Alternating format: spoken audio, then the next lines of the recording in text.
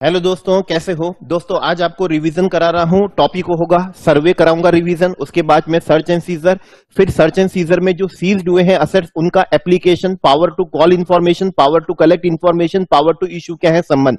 तो इन सभी का रिवीजन आज के इस वीडियो के अंदर हम करने वाले हैं, जिसकी शुरुआत हम करेंगे सेक्शन 133A से, जो किसका होता है, सर्वे का होता है। सर्वे हमेशा कौन कर सकता है, इनकम टैक्स अथॉरिटी कर सकती है। कहां कर सकती है, या फिर तो पर्सन उसकी जुरिस्डिक्शन में आता हो या फिर बिल्डिंग उसकी जुरिस्डिक्शन में आती हो। ओके, सर्वे होगा बिजनेस और प्रोफेशन वाली बिल्डिंग का, जगह का क्या होगा, सर्वे होगा। और नाउ अब सर्वे उस जगह का भी हो सकता है जो बिल्डिंग कौन सी है, चैरिटेबल पर्पस की। लेकिन एक बात ध्यान से समझिएगा, रिलीजियस पर्पस वाली जो बिल्डिंग होती है, जैसे टेंपल हो गए हैं, गुरुद्वारे हो गए, मस्जिद हो गए, वहां पर क्या नहीं हो सकता, सर्वे नहीं हो सकता। मतलब स्कूल, योगा सेंटर जो चैरिटेबल पर्पस की बिल्डिंग है, वहां सर्वे हो सकता है। अब एक बात और ध्यान से समझ लीजिएगा, सर्वे उस केस में भी हो सकता है जब आपकी कोई भी प्रोसीडिंग क्या नहीं है, पेंडिंग नहीं है, वहां पर भी सर्वे किया जा सकता है।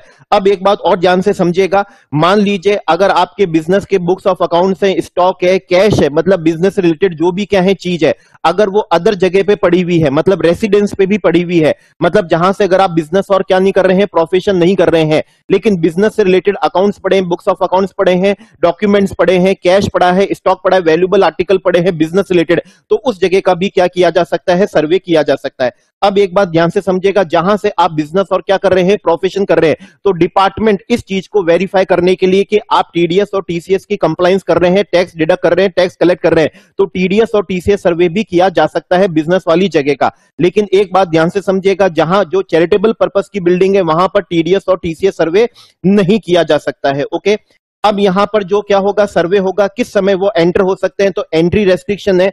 जहां पर बिजनेस और प्रोफेशन कर रहे हो, जिस बिल्डिंग से आप बिजनेस और प्रोफेशन कर रहे हो, वहां पर सर्वे के लिए इनकम टैक्स अथॉरिटी एंटर हो सकती है, लेकिन ओनली उस समय पे जो उसके क्या होंगे, नॉर्मल बिजनेस आवर्स होंगे। तो बिजनेस आवर्स में क्या हो सकती है, एंट्री हो सकती है। ओके, अदर प्लेस है जहां पर बिजनेस के बुक्स ऑफ अकाउंट्स पड़े हैं, डॉक्यूमेंट्स पड़े हैं, कैश पड़ा है, तो वहां पर एंटर होने का टाइम होगा ओनली आफ्टर सनराइज होगा और बिफोर क्या होगा, सनसेट होगा। हम यहां पर एंट्री होने की क्या कर रहे हैं, बात कर रहे हैं। इसका मतलब सर्वे तो आफ्टर सनसेट, मतलब बिजनेस आवर्स के बाद में भी और सनसेट के बाद में भी क्या रहेगा, कंटिन्यू रहने वाला है।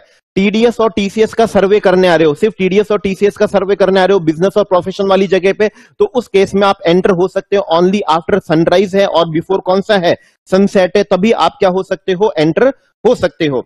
अब सर्वे के अंदर डिपार्टमेंट के पास में कौन कौन सी पावर है, आइए देखते हैं कौन कौन सी पावर है उनके। यस, इनकम टैक्स अथॉरिटी सर्वे के अंदर हमारे बुक्स ऑफ अकाउंट्स को क्या कर सकते हैं, इंस्पेक्ट कर सकते हैं। हमारा जो कैश है, बिजनेस का स्टॉक है, वैल्यूएबल आर्टिकल है, उनको चेक कर सकते हैं और उनको वेरीफाई कर सकते हैं। बुक्स ऑफ अकाउंट्स पे आइडेंटिफिकेशन कर सकते हैं कि बाद में प्रूव हो सके यही थे, आपने उसको डुप्लीकेट नहीं कर दिए, चेंज नहीं कर दिए। कैश स्टॉक जो होते हैं, वैल्यूएबल आर्टिकल है, उसकी क्या बना सकते हैं, इन्वेंट्री लिस्ट बना सकते हैं। बुक्स ऑफ अकाउंट्स को सर्वे के अंदर इंपाउंड करने की भी क्या है, पावर है। बस एक बात ध्यान रखिएगा, कैश जो होता है, स्टॉक जो होता है, वैल्यूएबल आर्टिकल है, उनको क्या नहीं किया जा सकता, इंपाउंड नहीं किया जा सकता, सिर्फ books of account he impound किए जा सकते हैं। और खास बात यह है कि टीडीएस का जो सर्वे होता है बिजनेस प्रिपाइसेस में, टीडीएस की कंप्लायंस को वेरीफाई करने का जो सर्वे, उसके अंदर तो बुक्स ऑफ अकाउंट्स भी क्या नहीं किए जा सकते, इंपाउंड नहीं किए जा सकते। अब ये जो बुक्स ऑफ अकाउंट्स को इंपाउंड करने की पावर है, इनको आप रिटेन कर सकता है डिपार्टमेंट मैक्सिमम कितने डेज के लिए, 15 वर्किंग डेज के लिए। और अगर 15 वर्किंग डेज से ज्यादा के लिए, वर्किंग डेज की बात कर रहे हैं, मतलब एक्सक्लूडिंग क्या हो गया, हॉलीडेज हो गया।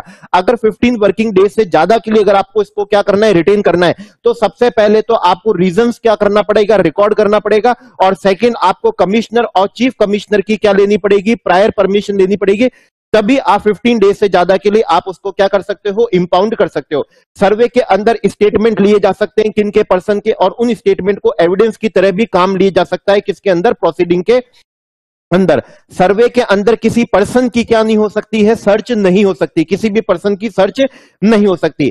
सर्वे के अंदर हमारा जो रेसिडेंस है, अदर देन बिजनेस की जो प्रीमाइसेस होती है, वहां सर्वे तभी हो सकता है जब आपने उन जगह पे अपने बिजनेस का कुछ कैश, स्टॉक या बुक्स ऑफ अकाउंट्स रखे हो, तभी वहां पर क्या किया जा सकता है, सर्वे किया जा सकता है। Else otherwise other than business premises की जगह का क्या नहीं हो सकता, सर्वे नहीं हो सकता। अब एक बात ध्यान से समझिएगा, अगर कोई फंक्शन हो रहा है, सेरेमनी हो रहा है और इनकम टैक्स अथॉरिटी को वहां पर किए गए एक्सपेंडिचर के नेचर और स्केल को देखते हुए वो वहां पर क्या किया जा सकता है, सर्वे किया जा सकता है, स्टेटमेंट ले सकता है, लेकिन ये तभी करेगा फंक्शंस ओवर होने के बाद में, सेरेमनी कंक्लूड होने के बाद में ही क्या कर सकता है, वो सर्वे कर सकता है। अगर आप सर्वे में कंप्लायंस नहीं करते हो, कोऑपरेट नहीं करते हो, बुक्स ऑफ अकाउंट्स इंस्पेक्ट नहीं करवाते हो, इलेक्ट्रॉनिक रिकॉर्ड्स के अंदर हैं तो पासवर्ड शेयर नहीं करते हो, तो इनकम टैक्स अथॉरिटी आपको 131 का क्या दे देगी, संबंध दे देगी। और अगर 131 के संबंध की कंप्लायंस नहीं करते हो तो फिर वो 132 में बदल जाएगा। इसका मतलब है फिर आपके यहां पर सर्च एंड किया हो सकेगा, सीजर भी हो सकेगा। 133A के अंदर यहां पर जो सर्वे होता है, ये सर्वे होगा, आपको प्रायर अप्रूवल लेनी पड़ेगी प्रिंसिपल डायरेक्टर जनरल की या फिर प्रिंसिपल चीफ कमिश्नर की या फिर chief commissioner of income tax की। इनकी प्रायर अप्रूवल लेके ही क्या किया जा सकता है, सर्वे किया जा सकता है। बेसिकली इनसे जो बिलो अथॉरिटी होगी वो इनकी परमिशन लेने के बाद में ही क्या करने वाली है, सर्वे करने वाली है। तो कौन है, principal director general, principal chief commissioner, और कौन सा हो जाएगा, चीफ कमिश्नर ऑफ कौन सा होगा, इनकम टैक्स होगा। तो ये हमारा सेक्शन 133 क्या था, ए था। अब नाउ हम करने वाले हैं सेक्शन कौन सा, 132। तो यस, अब हम कर रहे हैं सेक्शन 132। सेक्शन 132 है हमारे किसका, सर्च एंड किसका, सीजर का। तो सर्च एंड सीजर को सबसे पहले ऑथराइज किया जाएगा और जो ऑथराइज करेगा उसे ऑथराइजिंग अथॉरिटी बोला जाता है। जैसे प्रिंसिपल चीफ कमिश्नर है, प्रिंसिपल डायरेक्टर जनरल है, प्रिंसिपल कमिश्नर है, कमिश्नर ऑफ इनकम टैक्स है, प्रिंसिपल डायरेक्टर और डायरेक्टर ऑफ इनकम टैक्स है। अब खास बात यह है, जो एडिशनल कमिश्नर है, ज्वाइंट कमिश्नर है, एडिशनल डायरेक्टर है और ज्वाइंट डायरेक्टर है, ये भी सर्च अपने बिलो अथॉरिटी को, सबऑर्डिनेट अथॉरिटी को ऑथराइज कर सकते हैं। अगर इनको खुद ने सीबीडीटी ने क्या कर रखा है, एम्पावर कर रखा है, तो ये सर्च को क्या कर सकते हैं, ऑथराइज कर सकते हैं। सर्च तभी हो सकती है जब इनके पास में क्या हो, रीजन टू बिलीव हो। रीजन टू बिलीव जरूरी है, और रीजन टू बिलीव ये है कि आपको 142 सबसेक्शन 1 में बुक्स ऑफ अकाउंट्स प्रोड्यूस करने का नोटिस दिया था, 131 का क्या दिया था, आपको संबंध दिया था, आप उसमें क्या हो गए, ओमिटेड हो गए, फेल्ड हो गए। ओके, आपको संबंध दिया था, नोटिस दिया था, आप प्रोड्यूस नहीं करोगे, मतलब पहला दिया आपने नहीं करा, आपको दिया आप नहीं करोगे, और तीसरा है अगर आपको दे भी दें तो भी आप क्या करोगे, नहीं करोगे। ऐसे हमारे पास में रीजन टू क्या है, बिलीव है। ओके, और इसके बाद में रीजन है कि डिपार्टमेंट के पास में क्या है, इंफॉर्मेशन है कि आपके पास में मनी है, ज्वेलरी है, बुलियन है, वैल्यूएबल आर्टिकल है जो आपने डिस्क्लोज नहीं कर रखे हैं या फिर आप उसको डिस्क्लोज नहीं करोगे, तो ये रीजन टू बिलीव के बेसिस पे क्या किया जा सकता है, सर्वे किया जा सकता है। एक बात ध्यान से समझिएगा, रीजन टू बिलीव है ये रिकॉर्ड करने पड़ते हैं, लेकिन ये आपको डिस्क्लोज नहीं किए जाएंगे, ना आपको डिस्क्लोज किए जाएंगे, ना किसी अथॉरिटी को, और ना ही अपीलेट ट्राइब्यूनल तक क्या किए जाएंगे, डिस्क्लोज किए जाएंगे। ये बिल्कुल क्या रहने वाले हैं, कॉन्फिडेंशियल रहने वाले हैं। अब यहां पर जो सर्च होती है, सर्च में क्या हो सकता है, सर्च के अंदर किसी भी बिल्डिंग में एंटर हो सकते हैं, चाहे वो आपका रेसिडेंसी क्यों ना हो, जहां पर भी उनको रीजन टू सस्पेक्ट होता है कि जो बुक्स ऑफ अकाउंट्स है, मनी है, बुलरी है, ज्वेलरी है, वैल्यूएबल आर्टिकल है, ठीक है ना, वहां वो क्या कर सकते हैं, एंटर कर सकते हैं, चाहे वो कोई से भी प्लेस हो, पब्लिक पार्क ही क्यों ना हो, आपकी कार ही क्यों ना हो, वो क्या कर सकते हैं, उसके अंदर क्या कर सकते हैं, एंटर कर सकते हैं। अगर कीज अवेलेबल नहीं कराओगे तो वो जो लॉक जो होता है, लॉक को भी क्या कर सकते हैं, तोड़ सकते हैं, चाहे वो किसी डोर का हो, चाहे वो किसी बॉक्स का हो, चाहे वो किसी का क्या हो, कोई लॉकर का ही लॉक क्यों ना हो। लेकिन बैंक का जो लॉकर होता है उसे नहीं तोड़ते हैं, उसे सीज करते हैं, क्योंकि बैंक पे बैंकिंग रेगुलेशन एक्ट क्या होता है, एप्लीकेबल होता है। 132 सर्च के केस में पर्सन की भी क्या की जा सकती है, सर्च की जा सकती है, मतलब पर्सन भी क्या किया जा सकता है, सर्च किया जा सकता है। ओके, बिजनेस वाली जगह पे आपको, अगर आपके books of accounts electronic form में है तो आपको उन्हें पासवर्ड क्या करना पड़ेगा, प्रोवाइड कराना पड़ेगा। सर्च के अंदर पावर है कि वो बुक्स ऑफ अकाउंट्स को तो सीज कर ही सकते हैं, साथ ही साथ जो कैश है, वैल्यूएबल आर्टिकल है, मनी है, बुलियन है, ज्वेलरी है, उनको भी क्या कर सकते हैं, वो सीज कर सकते हैं। लेकिन एक बात हमेशा ध्यान रखिएगा, बिजनेस का जो स्टॉक होता है, बिजनेस का स्टॉक कभी भी क्या नहीं किया जा सकता, सीज नहीं किया जा सकता। सर्च के अंदर पर्सनल सर्च भी हो सकती है, लोगों के स्टेटमेंट भी लिए जा सकते हैं, और उन स्टेटमेंट को एविडेंस की तरह प्रोसीडिंग में क्या किया जा सकता है, काम भी लिया जा सकता है। डिपार्टमेंट सर्च के अंदर पुलिस ऑफिसर की हेल्प ले सकता है या फिर सेंट्रल गवर्नमेंट के किसी भी डिपार्टमेंट की ऑफिसर की हेल्प ले सकता है, और वो ड्यूटी बाउंड हो जाएंगे कि जो भी सर्च की टीम होगी उनको वो हेल्प क्या करनी पड़ेगी, प्रोवाइड करानी पड़ेगी। अब आते हैं हम कौन से पे, डीम्ड और कंस्ट्रक्टिव सीजर पे। जैसे कि मान लीजिए कोई भी क्या है गुड्स है, वैल्यूएबल आर्टिकल है, उसकी फिजिकल कैरेक्टरिस्टिक्स की वजह से, उसके डेंजरस नेचर की वजह से, उसकी वॉल्यूम की वजह से, वेट की वजह से अगर ये प्रैक्टिकेबल नहीं है कि उसको सेफ प्लेस पे लेके जाया जा सके, तो डिपार्टमेंट एक क्या करेगा, डीम्ड सीजर का ऑर्डर पास कर देगा, जहां पर आप उनको रिमूव नहीं कर सकते, उनको यूज नहीं कर सकते, किसी भी तरीके से डील नहीं कर सकते बिना डिपार्टमेंट की परमिशन लिए। ठीक है, बिना डिपार्टमेंट की क्या लिए, परमिशन लिए। इसके बाद आते हैं ऑर्डर ऑफ, कौन सा है, रेस्ट्रेंट है। प्रोहिबिटरी क्या है, ऑर्डर है। प्रोहिबिटरी ऑर्डर में भी क्या है, प्रैक्टिकल नहीं है कि उसको क्या किया सके, सीज किया जा सके। किसी भी बुक्स ऑफ अकाउंट्स को, मनी को, बुलियन को, ज्वेलरी को, वैल्यूएबल आर्टिकल को सीज नहीं कर सकते। रीजन इस बार कुछ अलग है।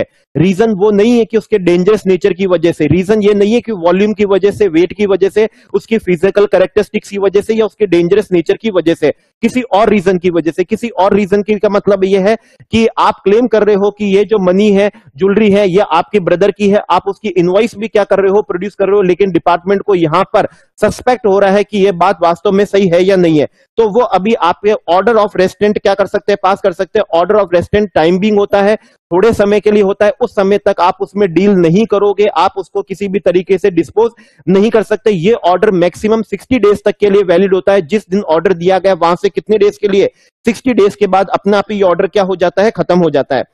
सर्च के अंदर जो भी चीज क्या होती है, मिलती है, उस पे डिपार्टमेंट सर्वे टीम कुछ अजम्पशन प्रिजम्पशन लेके चलती है। जैसे जो भी बुक्स ऑफ अकाउंट्स है उसके अंदर जो भी एंट्री है सब माना जाएगा वो आप ही को क्या करती है, बिलोंग करती है, और वो सारी एंट्री, उसके अंदर जो सारे कंटेंट है वो सब कुछ क्या है, ट्रू है।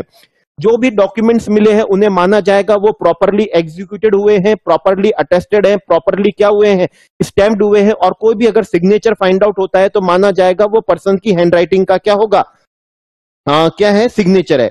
अब इसके बाद एक और बात ध्यान से समझना, डिपार्टमेंट के पास में रीजन टू बिलीव है, क्या करने के, सर्च करने के। ये रीजन टू बिलीव किसी और चीफ कमिश्नर या कमिश्नर के पास में, मतलब हमारी जुरिस्डिक्शनल के पास में नहीं है, किसी और चीफ कमिश्नर के पास में है, और उसको लगता है कि अगर इनके जुरिस्डिक्शनल चीफ कमिश्नर से या कमिश्नर से मैं क्या लेऊंगा, अप्रूवल लेऊंगा, तो वो जो डिले होगी वो प्रिजुडिशियल टू द इंटरेस्ट ऑफ क्या हो जाएगी, रेवेन्यू हो जाएगी। तो ऐसी स्थिति में वो खुद भी क्या कर सकता है, सर्च ऑथराइज कर सकता है। ठीक है ना, वो खुद भी क्या कर सकता है, ऑथराइज कर सकता है। किस चीज को, सर्च को। कौन सा, दूसरा कमिश्नर, और दूसरा कौन सा है, चीफ क्या है, कमिश्नर है। ठीक है, अब एक बात ध्यान से समझिएगा, आपकी सर्च क्या हो रखी है, ऑथराइज हो रखी है। सर्च वारंट भी क्या करा हुआ है, बना हुआ है।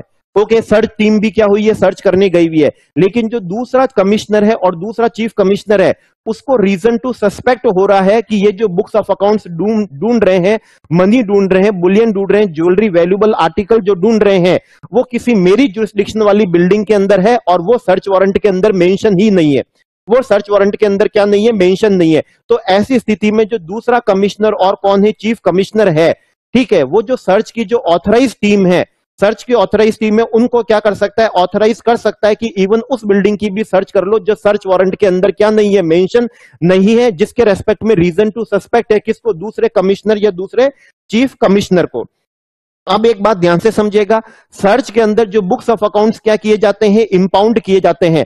डिपार्टमेंट उनको अपने पास में रिटेन कर सकता है, लेकिन जिस दिन असेसमेंट की प्रोसीडिंग क्या हो जाएगी, फिनिश हो जाएगी, ठीक है ना, सारे असेसमेंट की प्रोसीडिंग क्या हो जाएगी, फिनिश हो जाएगी, उसके फिनिश होने के 30 डेज से ज्यादा क्या नहीं कर सकता, अपने पास में रिटेन नहीं कर सकता। लेकिन अगर उसको 30 डेज से ज्यादा भी क्या करना है, अपने पास में रखना है, तो यहां पर क्या करना होगा, सबसे पहला काम है कि आपको रीजंस रिकॉर्ड करना पड़ेगा। उसके बाद में कमिश्नर, चीफ कमिश्नर की क्या लेनी पड़ेगी, परमिशन लेनी पड़ेगी, तब आप उसको 30 डेज से ज्यादा भी रख सकते हो। लेकिन एक बात समझ लेना, ठीक है ना, जितनी भी रिलेटेड प्रोसीडिंग है, लाइक पेनल्टी वेनल्टी प्रोसीडिंग है, वो सब जब फिनिश हो जाएगी तो उसके खत्म होने के 30 डेज से ज्यादा नहीं रख सकते, ठीक है ना। नॉट एक्सीडिंग कौन सा है, 30 डेज ज्यादा नहीं सकते, जब सारी प्रोसीडिंग क्या हो जाएगी, कंप्लीट हो जाएगी उन ईयर से रिलेटेड, तो उसके 30 डेज से ज्यादा नहीं रखा जा सकता है।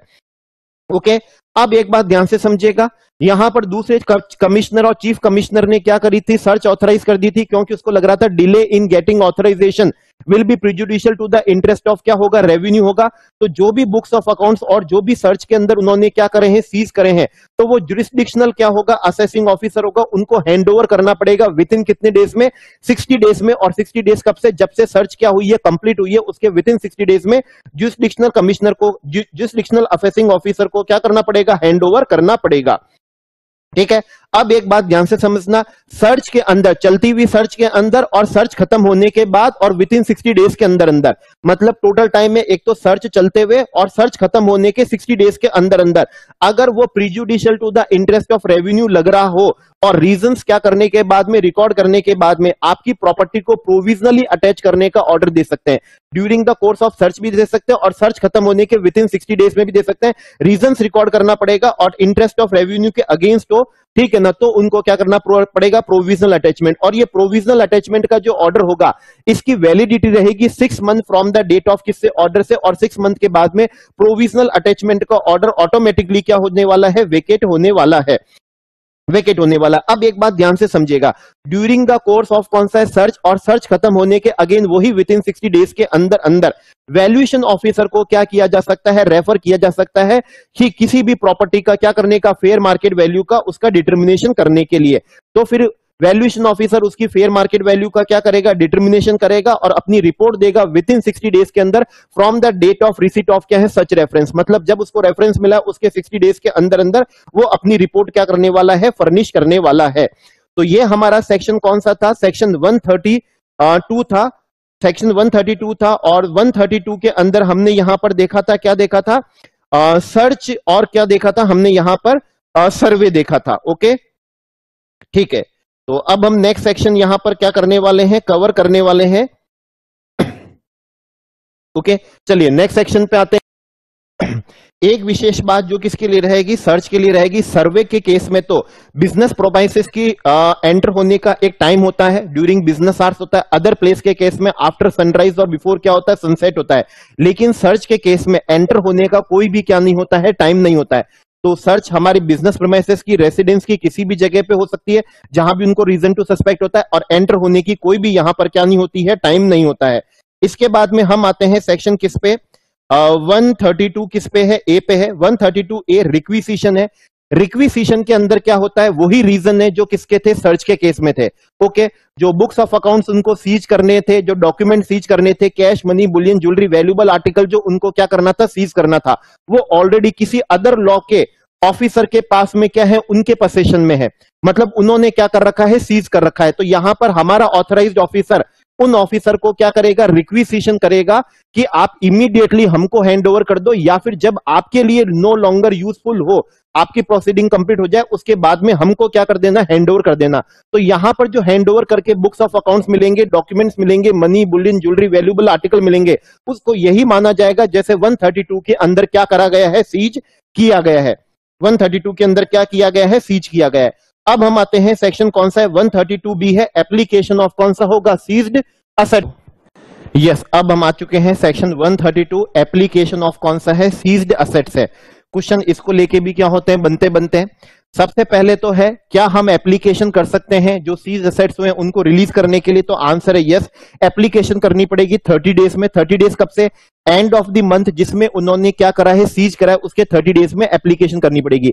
एप्लीकेशन के साथ में हमको नेचर एंड सोर्स भी बताना पड़ेगा उसके एक्विजिशन का, और वो नेचर एंड जो सोर्स बताया है वो टू द सेटिस्फेक्शन ऑफ क्या होना चाहिए, एओ भी होना चाहिए। अगर ये सब हो जाएगा तो एओ पहले अप्रूवल लेगा, प्रायर अप्रूवल लेगा कमिश्नर और किसकी, चीफ कमिश्नर की, और उसके बाद में वो हमको सीज असेट्स जिसके नेचर एंड सोर्स बता दिए टू द सेटिस्फेक्शन ऑफ कौन सा, AO, to the satisfaction of AO. अब एओ इसमें से जो भी एग्जिस्टिंग लायबिलिटी होगी उसको क्या कर लेगा, एडजस्ट कर लेगा, और रिमेनिंग जो भी बचेगा प्रायर अप्रूवल लेके हमको क्या कर देगा, रिलीज कर देगा। और ये रिलीज उसको करना पड़ेगा मैक्सिमम कितने डेज के अंदर अंदर, 120 डेज। जब से सर्च क्या हो चुकी है, कंप्लीट हो चुकी है, उसके 120 डेज में उनको हमें ये क्या करना पड़ेगा, रिटर्न करना पड़ेगा एग्जिस्टिंग लायबिलिटी को क्या करने के बाद में, एडजस्ट करने के बाद में। जो भी money, Boolean, jewellery, valuable article क्या होते हैं, सीज होते हैं। डिपार्टमेंट इसमें से हमारी लायबिलिटीज को क्या करता है, एडजस्ट करता है। सबसे पहले एडजस्ट करता है जो भी एग्जिस्टिंग लायबिलिटीज होती है, मतलब पहले की जो चल रही है उनको, और फिर सर्च की वजह से जो भी लायबिलिटी आई है, जैसे सर्च के केस में जिस ईयर में सर्च हुई है उस ईयर का भी असेसमेंट होगा, लायबिलिटी निकलेगी। और सर्च की वजह से जो हमारा 147 का जो असेसमेंट हुआ है उसकी जो लायबिलिटी निकली है, पेनल्टी निकली है, इंटरेस्ट निकला है, इन सभी को क्या करेगा, एडजस्ट करेगा। इन सभी को क्या करने वाला है, एडजस्ट करने वाला है। अगर मान लीजिए हमारा जो कैश पोर्शन है कम पड़ता है सारी लायबिलिटी को डिस्चार्ज करने में, तो डिपार्टमेंट हमारे जो अदर असेट्स है, मनी है, बुलियन है, ज्वेलरी है, वैल्यूएबल आर्टिकल है, तो उनको बेच के डिस्पोज करके मनी में कन्वर्ट करेगा, और कन्वर्ट करने के बाद में क्या करेगा, हमारी लायबिलिटी में से क्या कर लेगा, एडजस्ट कर लेगा। अब एक बात ध्यान से समझिएगा, ठीक है, डिपार्टमेंट ने इंटरेस्ट का भी क्या रखा हुआ है, प्रोविजन रखा है। अगर वो सही टाइम पे हमको हमारा कैश, बचा हुआ कैश रिटर्न नहीं कर देते हैं, तो उस केस में क्या देंगे, वो हमको इंटरेस्ट देंगे। जो भी इंटरेस्ट देंगे वो 0.5% पर मंथ और पार्ट देयर ऑफ की रेट से 0.5% पर मंथ और पार्ट ऑफ द मंथ का भी क्या देने वाले हैं, इंटरेस्ट देने वाले हैं। इंटरेस्ट कौन से अमाउंट पे हमको देंगे, तो जितना भी मनी सीज करा था वो अमाउंट होगा, उस अमाउंट के अंदर प्लस कर लेंगे जितना भी असेट को बेच के हमने मनी में कन्वर्ट कर लिया था, तो टोटल मनी में इतना पैसा कन्वर्ट हो गया था। अब इसमें से लेस कर लेंगे वो वाला अमाउंट, जितना अमाउंट उन्होंने हमें फर्स्ट प्रोवाइजो के अंदर हमने एप्लीकेशन करी थी और उन्होंने हमको रिलीज कर लिया था एग्जिस्टिंग लायबिलिटी को एडजस्ट करने के बाद में, तो जितना भी उन्होंने हमको क्या कर दिया था, रिटर्न कर दिया था। ओके, रिटर्न कर दिया था तो उस पर तो ब्याज देंगे नहीं। अब ये नेट अमाउंट आया है कि इतना टोटल उनके पास में क्या बचा था, कैश बचा था। इतना क्या बचा था, कैश बचा था। जैसे कि मान लीजिए असेट वसेट बेच बुचाने के बाद में 70 लाख रुपए थे, और उसमें से पहले उन्होंने हमको 12 लाख रुपए क्या कर दिए थे, रिटर्न कर दिए थे। इसका मतलब उनके पास में अभी भी कितना पड़ा था, 58 लाख रुपीस क्या पड़े थे, कैश पड़े थे। अब इसमें से वो सारी लायबिलिटीज लेस कर लेंगे, चाहे वो एग्जिस्टिंग थी, चाहे वो सर्च के केस में थी, जिस ईयर में सर्च हुआ उसकी 147 असेसमेंट, सारी लायबिलिटीज, पेनल्टी वेनल्टी, इंटरेस्ट, सब कुछ क्या करने के बाद में, लेस करने के बाद में, मान लीजिए वो सारी लायबिलिटी निकलती है कितने की, 55 लाख की। तो अब ये रिमेनिंग जो 3 लाख है, इस 3 लाख पे 0.5% पर मंथ और पार्ट देयर ऑफ की रेट से वो इंटरेस्ट देंगे। लेकिन इंटरेस्ट कब से देंगे, ठीक है, जब हमारी क्या हो जाएगी, सारे असेसमेंट क्या हो जाएंगे, कंप्लीट हो जाएंगे। सर्च का असेसमेंट, रीअसेसमेंट क्या हो जाएगा, कंप्लीट हो जाएगा। उसके एक्सपायरी ऑफ कौन सा है, 120 डेज। मतलब अगर 120 डेज में भी नहीं दिया उन्होंने कैश हमको ये 3 लाख रुपए, तो सर्च असेसमेंट कंप्लीट होने के 3 महीने 120 दिन के बाद से, कब से बाद से, 120 दिन के बाद से वो इंटरेस्ट का मीटर क्या करेंगे, चालू करेंगे। ध्यान रखिएगा, अगर 120 दिन के अंदर अंदर वो हमको क्या कर देते हैं, ये 3 लाख रुपए दे देते हैं, तब तो कोई इंटरेस्ट नहीं है। और ये आपको टाइम कब से गिनना है, जब क्या हुआ था, सर्च का जो असेसमेंट होता है ना, असेसमेंट रीअसेसमेंट 147 का कंप्लीट हो गया था, उसके 120 डेज के बाद से ये इंटरेस्ट का मीटर क्या होता है, चालू होता है। तो ये हमारे लिए सेक्शन था जो हमने देखा था, सर्वे भी देखा, अभी सर्च भी देखा, रिक्विजिशन भी देखा, फिर एप्लीकेशन ऑफ कौन सा देखा है हमने, सीज्ड असेट्स भी क्या करा है, देखा है। अब हम देखने वाले हैं कौन सा, अब हम देखेंगे पावर 2, ठीक है। तो अब हम देख लेते हैं पावर 2 क्या है, कॉल इंफॉर्मेशन, पावर 2 क्या है, कलेक्ट क्या है, इंफॉर्मेशन। तो इसका हम क्या कर लेते हैं, रिवीजन कर लेते हैं। तो यस, अब हम कर रहे हैं सेक्शन कौन सा, 133 में पावर है इंफॉर्मेशन को कॉल करने की। मतलब वो हमसे मंगा रहे हैं, मतलब पोस्ट कर दीजिए इंफॉर्मेशन, हमको पर्सनल अटेंडेंस की जरूरत नहीं है, वो भी हमारी प्रीमाइसेस में एंटर करने वाले नहीं है। वो हमसे सिर्फ इंफॉर्मेशन क्या कर रहे हैं, कॉल कर रहे हैं। तो कॉल कर रहे हैं किसी भी ब्रोकर से, एजेंट से भी क्या कर सकते हैं, इंफॉर्मेशन कॉल कर सकते हैं कि किस किस से तुमने क्या लिया है, कमीशन लिया हुआ है। बैंकिंग कंपनी से भी कर सकते हैं, इंफॉर्मेशन कॉल कर सकते हैं। फर्म से मंगा सकते हैं कि पार्टनर, उनकी डिटेल मंगाइए, उनका रेशियो भी बताइए। एचयूएफ के केस में मेंबर का क्या कर सकते हैं, पूछ सकते हैं। और इसलिए भी वो इंफॉर्मेशन कॉल कर सकते हैं फॉर द जो एग्रीमेंट हुआ है, for the purpose of agreement referred under section 90 और 90A जो डबल टैक्सेशन एग्रीमेंट होता है, उसके लिए भी वो इंफॉर्मेशन हमसे क्या कर सकते हैं, कॉल कर सकते हैं। खास बात है, बैंक के केस में जो अकाउंट होल्डर है उनकी डिटेल भी क्या कर सकते हैं, मंगा सकते हैं। और वो तब भी मंगा सकते हैं जब हमारे अगेंस्ट कोई भी प्रोसीडिंग क्या नहीं है, पेंडिंग नहीं है। बस उसके लिए कमिश्नर ऑफ इनकम टैक्स की क्या लेनी पड़ती है, परमिशन लेनी पड़ती है। ये जो ज्वाइंट डायरेक्टर होते हैं, एडिशनल डायरेक्टर होते हैं, डिप्टी डायरेक्टर होते हैं, ये पावर टू कॉल इंफॉर्मेशन कर सकते हैं। और इनके लिए तो कमिश्नर की अप्रूवल लेने की भी क्या नहीं है, इनको जरूरत नहीं होती है। इसके बाद में सेक्शन 133B है। पहले उन्होंने इंफॉर्मेशन कॉल करी थी, अब वो इंफॉर्मेशन को क्या करने आ रहे हैं, कलेक्ट करने आ रहे हैं। ये किसकी इंफॉर्मेशन कलेक्ट करने, कौन सी बिल्डिंग में आ सकते हैं, जो भी पर्सन उनकी जुरिस्डिक्शन में आता है वहां आ सकते हैं, उस बिल्डिंग में आ सकते हैं। और या फिर जो बिल्डिंग उनकी क्या आती है, जुरिस्डिक्शन में आती है, वहां पर भी वो एंटर कर सकते हैं इंफॉर्मेशन को क्या करने के लिए, कलेक्ट करने के लिए। ये इंफॉर्मेशन कलेक्ट करने के लिए क्या करेंगे, एंटर करेंगे तो सिर्फ उसी बिल्डिंग में करेंगे जहां से हम बिजनेस और प्रोफेशन कर रहे हैं, और सिर्फ ड्यूरिंग कौन से बिजनेस आवर्स में ही वो क्या कर सकते हैं, एंटर कर सकते हैं। इनके पास में इंफॉर्मेशन को कलेक्ट करने की पावर है, लेकिन इनको बुक्स ऑफ अकाउंट्स को इंपाउंड और रिटेन करने की क्या नहीं है, पावर 133B के अंदर नहीं दी गई है।